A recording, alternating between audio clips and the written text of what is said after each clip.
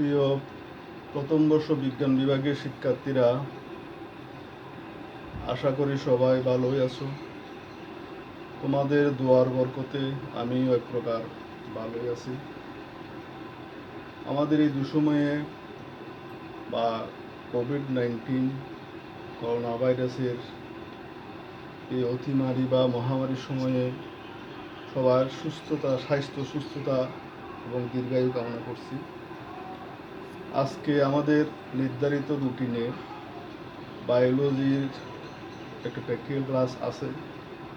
আমরা যেহেতু ল্যাবরেটরিতে বসে হাতে নাতে যন্ত্রপাতি দিয়ে ডাইরেক্ট পর্যবেক্ষণ করে এক্সপেরিমেন্ট দেখাতে পারতেছি না, তবুও আমাদেরকে প্র্যাকটিক্যাল খাতায় আঁকা লেখা এবং এক্সপেরিমেন্টের উপর একটা তথ্যীয় জ্ঞান, স্বচ্ছ ধারণা থাকার জন্য আমাদের এই ক্লাসের আয়োজন।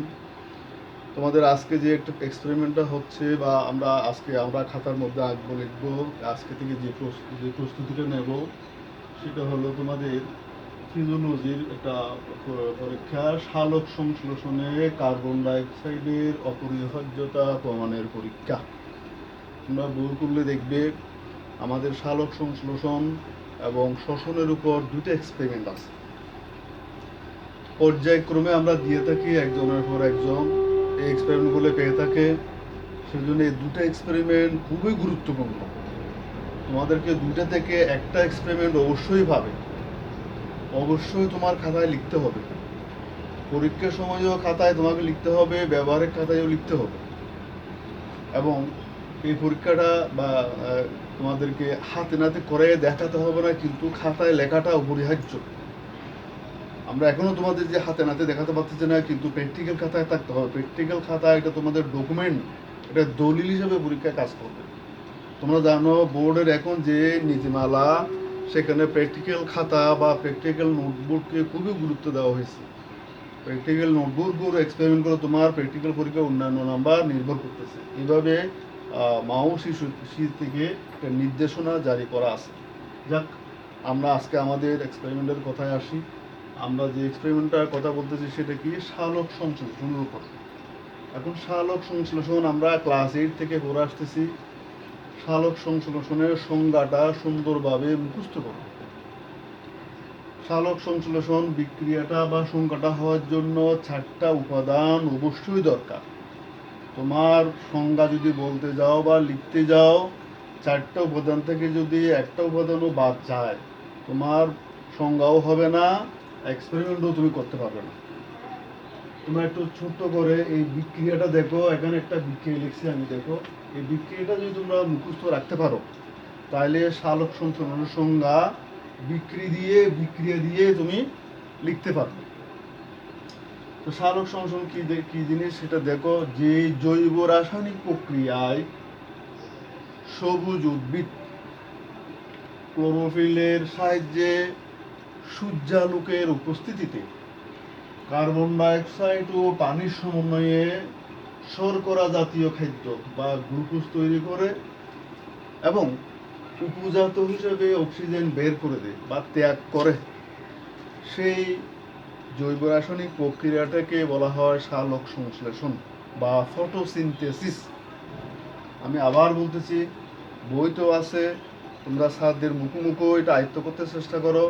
মনে না থাকলে বই পড়ে আবার আয়ত্ত করবে, কথাবার্তা একই। আচ্ছা, কিন্তু ওই যে সংজ্ঞার মধ্যে তোমার উপাদানগুলো থাকতে হবে। আমি আবার বলতেছি, দেখো, যে জৈব রাসায়নিক প্রক্রিয়ায় সবুজ উদ্ভিদ ক্লোরোফিলের সাহায্যে সূর্যালোকের উপস্থিতিতে কার্বন ডাইঅক্সাইড ও পানির সমন্বয়ে শর্করা জাতীয় খাদ্য বা গ্লুকোজ তৈরি করে এবং উপজাত হিসেবে অক্সিজেন ত্যাগ করে বা বের করে দেয়, সেই প্রক্রিয়া বা জৈব রাসায়নিক প্রক্রিয়াটাকে বলা হয় সালোক সংশ্লেষণ বা ফটোসিনথেসিস। আচ্ছা, সালোক সংশ্লেষণের উপর তোমাদের থিওরিতে ব্যাপক লেখাপড়া আছে। তোমরা এগুলো থিওরিগুলো ক্লাস করার সময় আয়ত্ত করতে হবে। এটার উপর বোর্ডেও প্রশ্ন পড়ে, বোর্ডের থিওরি পরীক্ষায় প্রশ্ন পড়ে। যাক, আমরা আমাদের এই সালোক সংশ্লেষণ প্রক্রিয়াটা করাবার জন্য যে 4টা উপাদান আছে, এই 4টা উপাদান থেকে যদি একটা উপাদানও বাদ যায়, এই সালোক সংশ্লেষণ বিক্রিয়াটা হয় না। সেই জন্য এই 4টা উপাদান নিয়ে 4টা পরীক্ষা আছে। তোমরা ডিগ্রি বা অনার্সে গেলে সালোক সংশ্লেষণ উপর এখানে 4টা পরীক্ষা, যে কার্বন ডাইঅক্সাইড না থাকলেও হবে না, পানি না থাকলেও বিক্রিয়া হবে না, সূর্যালোকের নির্দিষ্ট রেঞ্জের সূর্যালোক না থাকলেও তাও বিক্রিয়া হবে না, ক্লোরোফিল না থাকলে ক্লোরোফিলের অ্যাবসেন্সেও এই বিক্রিয়া হবে না বা সালোক প্রক্রিয়া হয় না। 4টা পরীক্ষা আছে, কিন্তু তোমাদের ইন্টারমিডিয়েট সিলেবাসে একটা পরীক্ষাই আছে। সেটা কি? সালোক সংশ্লেষণে কার্বন ডাইঅক্সাইডের অপরিহার্যতা। অর্থাৎ কার্বন ডাইঅক্সাইড ছাড়া সালোক সংশ্লেষণ বিক্রিয়া বা প্রক্রিয়া কল্পনাও করা যায় না। তো যাক, আমরা এই সালোক সংশ্লেষণ প্রক্রিয়াটা করার জন্য আমাদের কি কি উপকরণ দরকার? তোমরা দেখো, উপকরণের মধ্যে আমরা স্টার্চ মুক্ত লম্বা সতেজ পাতা নিই। স্টার্চ মুক্ত পাতা কীরকম? একটি গাছের ডাল বা টবসহ একটা গাছকে অন্ধকারে 2-3 দিন রেখে দিলে ওটার মধ্যে যখন সালোক সংশ্লেষণ বিক্রিয়া হয় না, তখন আস্তে আস্তে পাতার মধ্যে যে স্টার্চ থাকে সেগুলো ক্ষয় হয়ে যায়, নিঃশেষ হয়ে যায়। তখন অন্ধকারে রাখা 3-4 দিন অন্ধকারে রাখা এরকম একটা পাতা নিয়ে, পাতা যে আমরা সংগ্রহ করে আনি, তখন ওটাকে বলা হয় স্টার্চ মুক্ত পাতা। আচ্ছা, বা শ্বেতসার মুক্ত পাতা। শ্বেতসার মুক্ত পাতা লাগে একটা বড়ই, দেখো একটা ডায়াগ্রাম, একটা বড় বোতল, বড় মুখওয়ালা, এই যে বড় মুখওয়ালা একটা বোতল, এবং কাটা চিপি, এই দেখো এখানে একটা কাটা চিপি আছে, এই চিপিটার মাঝখানে ছিঁড়া, এটাকে 2 পার্ট করা যায় পাতা ঢুকাবার জন্য। তারপর দেখো আর কি কি লাগতেছে এখানে, এই যে কৌষ্টিক 20% কৌষ্টিক পটাশ দ্রবণ বা পটাশিয়াম হাইড্রোক্সাইড দ্রবণ লাগে, একটা বিকার লাগে, পানিপূর্ণ বিকার লাগে, তারপরে তোমার বেজলিন লাগে, এই যে এখানে এয়ারটাইট করার জন্য, বায়ুরোধী করার জন্য, যেন বায়ুমণ্ডল থেকে কোনো বাতাস বা গ্যাস বোতলের ভিতরে ঢুকতে না পারে, এবং বোতল ভিতর থেকেও যেন কোনো গ্যাস বাইরে না আসে, সেই জন্য আমরা এখানে বেজলিন বা মোম দিয়ে আটকাইয়ে সেটাকে বায়ুরোধী করি। তারপর দেখো সেখানে আর কি লাগে, 80% অ্যালকোহল লাগে, তারপরে 1% আয়োডিন দ্রবণ লাগে। এই যে আমরা কথাগুলো এখনো আবার লিখে দিয়েছে, দেখো কি কি লাগে। স্টার্চ মুক্ত পাতা। স্টার্চ মুক্ত পাতা কিরকম? একটা গাছকে বা টব, ফুলের পাতা সহ টবকে অন্ধকারে নিয়ে আসতে হবে, 3-4 দিন অন্ধকারে রাখতে হবে, সূর্য আলো থেকে সরাইয়ে 3-4 দিন অন্ধকারে রাখলে পাতাটা আস্তে আস্তে স্টার্চ মুক্ত হয়ে যায়। যেহেতু সূর্য আলোকে পায় না, সেখানে আর কোনো বিক্রিয়া চলে না। স্টার্চ মুক্ত পাতা নিয়ে আমরা কি করে একটা, আর কি লাগে দেখো, বড় মুখওয়ালা বোতল, কাটা চিপি লাগে, পানি সহ পেট্টি ডিশ লাগে, তারপরে 20% পটাশিয়াম হাইড্রোক্সাইড দ্রবণ লাগে, তারপরে বেজলিন লাগে এয়ারটাইট করার জন্য, অথবা মোম লাগে, 80% অ্যালকোহল দ্রবণ লাগে, 1% আয়োডিন দ্রবণ লাগে। আচ্ছা, এখন এই যে আমরা যন্ত্রপাতিগুলো নিয়ে প্রক্রিয়াটা কিভাবে করব, পদ্ধতিটা কিভাবে করব, এটা একটা ধারাবাহিক প্রক্রিয়া। প্রথমে দেখো, আমরা পরীক্ষার পূর্বে টব সহ গাছটিকে 34 বা 48 ঘন্টা, কোনো কোনো পরীক্ষায় 24 ঘন্টাও লেখা আছে, 24 ঘন্টা আগে থেকেও যদি অন্ধকারে রাখা পাতা নেওয়া যায়, তাহলে ওটা শ্বেতসারবিহীন হয়ে যায়। তো আমরা 2-3 দিন, বইতে লেখা আছে বলে 2-3 দিন আমাদের যদি এক্সপেরিমেন্ট করতে হয়, 2-3 দিন আগে থেকে আমাকে একটা স্টার্চ মুক্ত পাতা হওয়ার জন্য গাছটাকে সরাই আনতে হবে, যেন সূর্যালোক না লাগে। তারপর দেখো, ওই পাতাটা আনার পর আমরা কাছে বড় মুখওয়ালা বোতল নেব, বোতলটার ভিতরে কক লাগাবার আগেই পটাশিয়াম হাইড্রোক্সাইড দ্রবণ ঢুকাতে হবে। এই দেখো, আমরা বোতলের কাঁচ করে এখানে এই যে ডট ডট করা আছে, এখানে পানি নয়, এগুলো হলো পটাশিয়াম হাইড্রোক্সাইড দ্রবণ ঢুকেছে। পটাশিয়াম হাইড্রোক্সাইড দ্রবণ ঢুকানোর পরে আমরা কর্কটাকে আলাদা করে কর্কের ভিতরে পাতাটা ঢুকাই, এমনভাবে পাতাটা ঢুকাই যেন পাতার অগ্রভাগটা বোতলের ভিতরে ঢুকাবার জন্য চেষ্টা করি, এবং বাইরের অংশটা যেন পেটটি ডিশে পর্যন্ত আসে, এই জন্য লম্বা পাতা, এই জন্য লম্বা পাতা নিতে হয়, ছোটো খাটো পাতা নিলে হয় না। লম্বা পাতাটাকে ওই যে কর্কের মাঝখানে ঢুকিয়ে সেটা তোমার পাতার অগ্রভাগটা বোতলের ভিতর, এবং পাতার পত্রবিন্দুটা পেটটি ডিশের মধ্যে আমরা নিয়ে আসি, পেটটি ডিশের পানির মধ্যে পত্রবিন্দু ডুবিয়ে রাখি, আর কর্কটাকে বোতলের ভিতর ঢুকিয়ে চারিদিকে বেজলিন দিয়ে এয়ারটাইট করে রাখি। এয়ার টাইট করে রাখার পর এই যে বেজিলিনের প্যাকেটের মধ্যে পত্রবিন্দুটা পানির মধ্যে ডুবিয়ে রাখার পর এটা এই বোতলটাকে সূর্যালোকে 3-4 ঘন্টা রেখে দিতে হবে। 3-4 ঘন্টা সূর্যালোক পড়লে এখানে দেখা যাবে যে পাতার ভিতরের অংশটা একটু একটু ফ্যাকাশে ফ্যাকাশে হয়ে যাবে বলে মনে হয়, একটু বিবর্ণ বিবর্ণ হয়ে যাবে বলে মনে হয়। 3-4 ঘন্টা পাতা পরে এই পাতাটাকে নিয়ে আমরা কি করি, তোমার পাতাটাকে 80% অ্যালকোহল দ্রবণে সিদ্ধ করি। কেন সিদ্ধ করি? পাতার মধ্যে যে ক্লোরোফিল থাকে, ক্লোরোফিলগুলা ভেঙে যাওয়ার জন্য, ক্লোরোফিলগুলা মুক্ত করে ফেলার জন্য। পাতার মধ্যে যদি ক্লোরোফিল থাকে তাহলে এই প্রক্রিয়াটি আর দেখা যায় না, বোঝা যায় না ভালো করে। সেই জন্য আমরা 80% অ্যালকোহল দ্রবণে পাতাটাকে সিদ্ধ করি। সিদ্ধ করলে ও পাতাটা ক্লোরোফিল মুক্ত হয়ে যায়।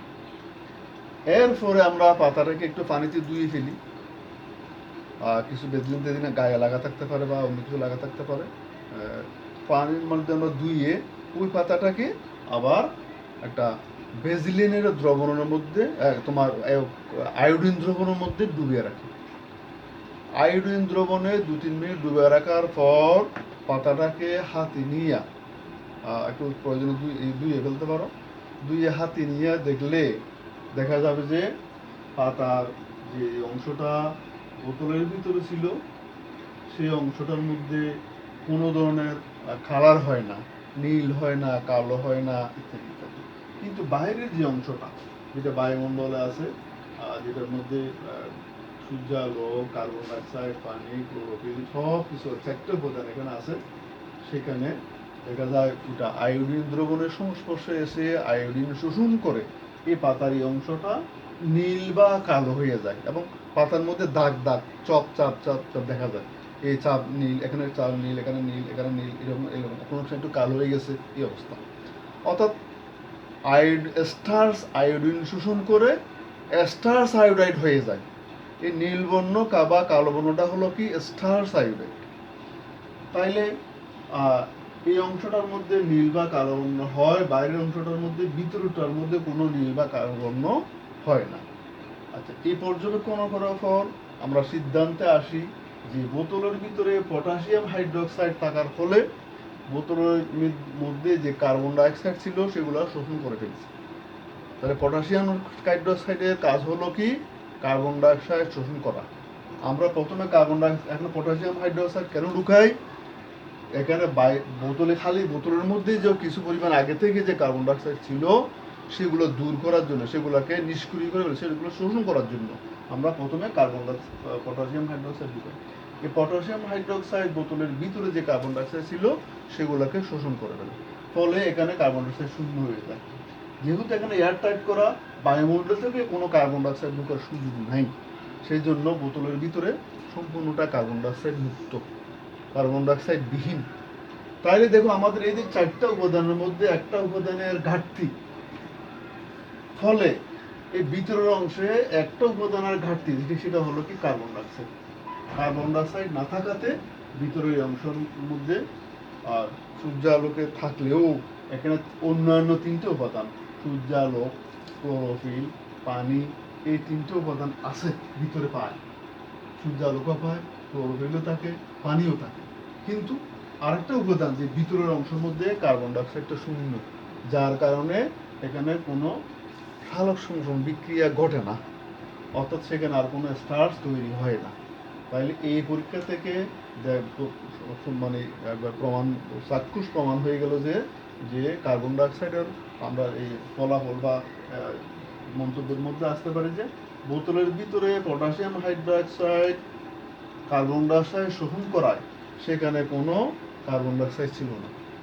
তাই সূর্যালোক, ক্লোরোফিল, পানি ইত্যাদি অন্যান্য 3টে উপাদান থাকার ফলেও কার্বন ডাইঅক্সাইড, শুধু কার্বন ডাইঅক্সাইড না থাকাতে সেখানে কোনো সালোক সংশ্লেষণ বিক্রিয়া ঘটিয়ে শ্বেতসার তৈরি হয় না।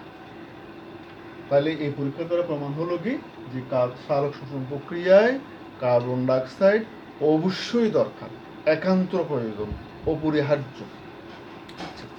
তাইলে আসো আমরা পরীক্ষার মধ্যে কি কি কাজ করব। পরীক্ষার মধ্যে এই যন্ত্রপাতিগুলো টেবিলের সেটিং থাকবে।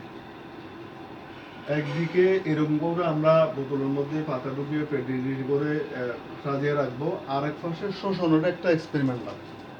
যার ভাগ্যে যেটা পড়ে সেটা জায়গায় আসবে। তোমাদের লটারিতে হোক বা মুখে বলে দেওয়া হবে ক্লাসে যে তোমাদের এই এক্সপেরিমেন্ট ক আরেকজনের খ, বা এই এক্সপেরিমেন্টের মধ্যে তোমাদের সালোকন উদাহরণ আরেকজনের শোষণ। যারা আসবে সে প্রথমে যন্ত্রপাতিগুলো একটু চোখে দেখবে, দেখার পর ধারাবাহিকভাবে এই বর্ণনাগুলো খাতায় লিখে ফেলতে হবে। পরীক্ষার সময় তোমাকে এই চিত্র আঁকতে হবে না। আমরা তো এক্সপেরিমেন্ট করার সময় যন্ত্রপাতি সাজিয়ে এক্সপেরিমেন্টগুলো করি, কিন্তু পরীক্ষার সময় আমাকে এখানে যন্ত্রপাতির সেটিং শুধু যন্ত্রপাতিকে তালিকাগুলো লিখলে লিখতে পারো, কিন্তু এই চিত্রটা তোমাকে তখন আঁকতে হবে না। এই যে আমি একটা বিক্রিয়া লিখছি তোমাদের বুঝার সুবিধার জন্য, সারা সংজ্ঞাটা মনে রাখার জন্য। এই যে চারটে উপাদান লাগে, এটা একবার দিবালোকের মধ্যে সত্য কি হয়ে যায়, স্পষ্ট হয়ে যায়। তখন আমরা এই বিক্রিয়াটা মুখস্থ করতে পারলে দেখবে সারা সংজ্ঞা ভুলবে না। নাহলে তুমি যদি বলতে যাও দেখবে যে এখান থেকে যদি কোনো একটা কিছু বাদ যায়, তুমি যদি সারা সংজ্ঞাটা বলো স্যার তোমাকে নাম্বার দেবে না, কারণ তুমি এখান থেকে যে কোনো একটা মিস করে ফেলছো। আচ্ছা, তাহলে এই চারটে উদাহরণ তোমার কথার মধ্যে থাকতে হবে। যাক, এখন আমাদের পরীক্ষার যে কার্বন ডাইঅক্সাইড ছাড়া চালক শক্তি বিক্রিয়া হয় না, সেই পরীক্ষার জন্য আমরা এই যে কথাগুলো যেগুলো লিখছি, এই যে তথ্য, এই যে পরীক্ষা পদ্ধতি 1 2 3 4 5 6 7 8 দিয়ে ধারাবাহিকভাবে কথাটা তোমার খাতায় লিখতে হবে। তুমি প্রথমে তথ্য লিখলেও লিখতে পারো, কিন্তু উপকরণগুলো লিখবে। উপকরণ লেখার পর কাজের ধারা বা পরীক্ষা পদ্ধতি, এই কথাগুলো লিখে ফেলতে হবে। লিখার পর পর্যবেক্ষণ যা দেখা যাবে, পর্যবেক্ষণ যা দেখা সেটাও লিখবে। এবং এই যে ফলাফল, শেষে ফলাফল কি হলো, ফলাফল বা মন্তব্য। কোনো সময় প্রশ্ন বলো যে মন্তব্য লিখো, কোনো সময় বলো যে ফলাফল লিখো। ফলাফল এবং মন্তব্য কথা একই। এই যে ফলাফল আমরা যেটা দেখবো, এই কথাটা তোমার খাতায় লিখতে হবে।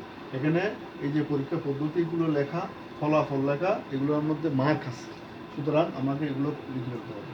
আর কোনো সময় যদি তোমাকে ডেকে যদি বলে যে সারা শোষণ কার্বন ডাইঅক্সাইডের অপরিহার্যতা, এই পরীক্ষাটা করার জন্য কি কি যন্ত্রপাতি লাগে, তুমি আমাকে তালিকাগুলো বলো।